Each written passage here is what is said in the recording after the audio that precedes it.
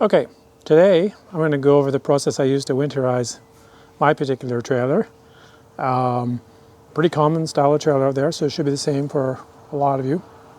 So the first step, well, not necessarily the first step, but the first thing I want to talk about is the protection from freezing. So I have plumbing antifreeze already, and I also have compressor with an air line that I'm going to use to blow out the lines first. And I've got this attachment here, which you can see in my hand here hopefully, that attaches to the air compressor and screws into the city water line on the RV. And then we hook up the hose like so. And I have the compressor pumped up to 40 psi instead of its usual 90 to 120. I don't want to blow the lines with too much pressure. And then basically we go inside and start turning on the taps. And I still use plumbing antifreeze, and I'll get into what I use that for later. So let's go inside.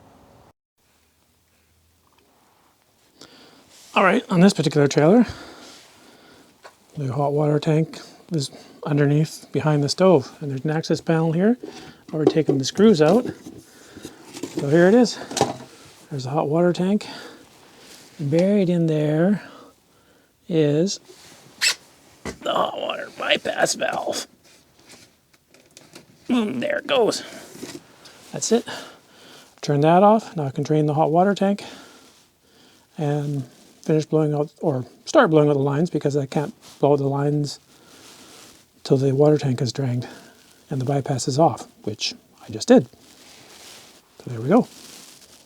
Okay, so another thing we have to do is drain the hot water tank from the outside. On the inside, I've already turned off the bypass, and then we're just going to use this 1 1/16 socket, which I had ready, and remove the long sacrificial anode. And it can be tight, and they sometimes seize in there. I know my son's got one seized in there, and as soon as we pull this out, she's going to blow. Or not. Oh yeah, we got to open the release here. Air valve, there we go. No, we don't. There it goes, and the sacrificial anode. Oh, there it is. We'll just put that aside. We'll let the water drain. It's 6 gallons, this particular tank, so yeah. So that's it. Just gonna take that, leave it out for the winter, close her up. Whoops. And that's all we need to do here. Oh, the city is cutting up the sidewalk down the street. Hopefully that's not too loud. But anyways, now we've got the airline hooked up and the compressor pumped up to 40 psi, water tank drained. We can give this a shot. There it goes.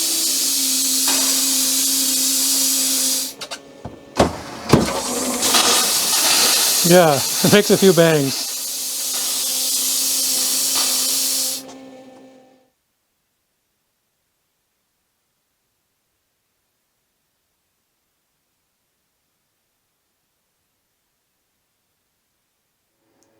Okay, we have the shower as well. We'll get that done. And the outside shower also.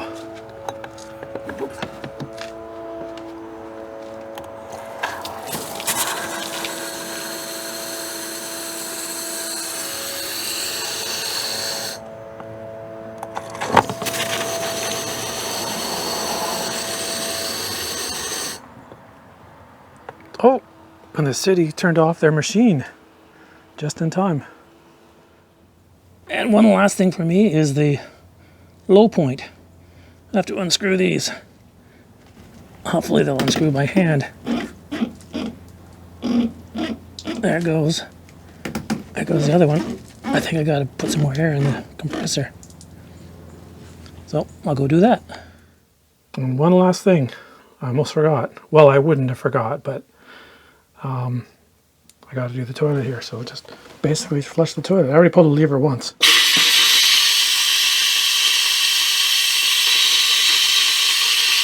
Yeah, that's loud. That should do it. All right, Now, in my trailer, I have an access panel to get access to the water pump, which I've already taken off. It requires a screwdriver. And then in here, buried in here, is a valve that I can turn so that I can use that hose you can see there to suck antifreeze in. And we just go like so. The pump's on.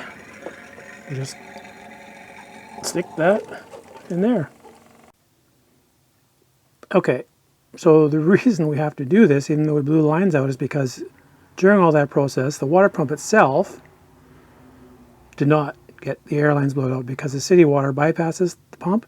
And I also had something called an accumulator in there, and that'll have water in it as well. So basically this is for that. And then after I've got water in the pump, then we'll pour some waters down the drains to protect the P-traps.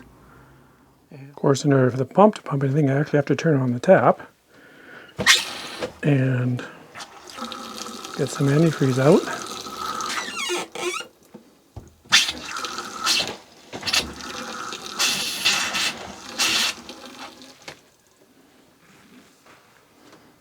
And that should winterize the pump.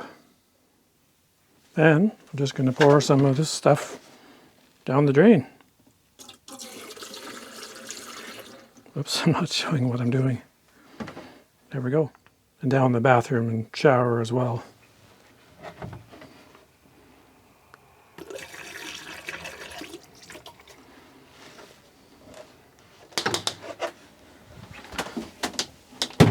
I'll put my camera down for this so you can see what I'm going to do. So a couple other things I do for the winter is deal with humidity. So I have these dry-z air crystals that go in this thing here. I've got that ready. And we cleaned up everything, because if you leave dirty surfaces, they'll mold.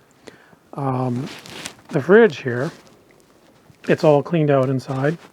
And we are going to leave the doors ajar, and that helps them in the winter to not mold up. And also got down here something new that I'm going to experiment with is a dehumidifier. It doesn't work when it gets really cold, I'm told, but I'll run that off and on during the winter. And the other thing I need to do, because I can see here, things that will freeze. I left a case of pop in the cabinet one year. That was a mess. These are going to go inside. I have some blankets that are going to go inside. And yeah, that's about it for inside. What else is going on in here? Oh yeah, you can see I've pulled the slide in. I pulled the slide in when it was dry out, so I didn't have to deal with humidity from the slide topper being inside. And I cleaned the slide topper off as well. That's a regular maintenance thing. And the other thing to stay on top of is making sure your roof doesn't leak. That's a big one. That's not just a winter thing. And I did discover a new leak today in my TV antenna, which who really needs a TV antenna these days? I think I'll take it off. The grommet came off, so it's not a big deal. And yeah, I think everything else is outside. I also put one of the dry-z air crystals here in the bedroom / bathroom area. So that should help in here. So that's 2 of them. And then 1 in the truck, because I'm not going to drive the truck much over the winter. Oh, I better check the cabinets too. See what's in there. Cans of soup. I think they could freeze. Oh well. They're coming in.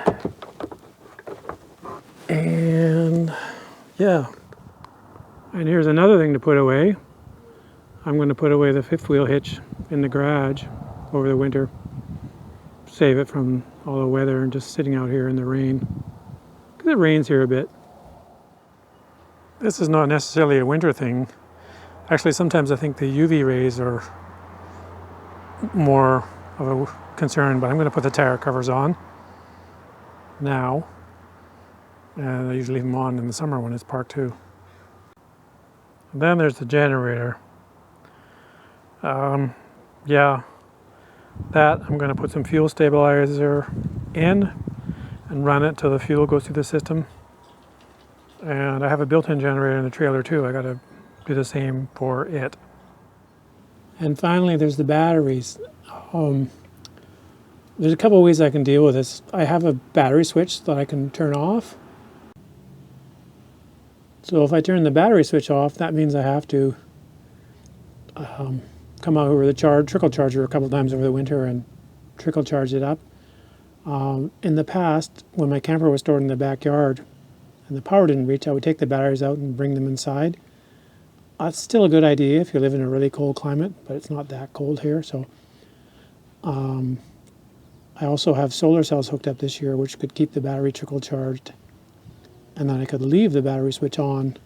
Not sure what I'm going to do, but anyways, you have to keep your batteries fully charged over the winter, one way or another. And even if they're disconnected, they need to be topped off. And to wrap it all up, that's where the spare tire was on the back bumper. Now, I have it here in this mess that I call my garage. And I'm going to leave it inside all winter. Plus, I don't know if I'm going to put it back on the bumper because it's kind of heavy. Might carry it in the back of my truck. Still working on that idea. Well, I think that pretty much wraps it up. I'm going to lift the front of the trailer up, back the truck under, call it a day.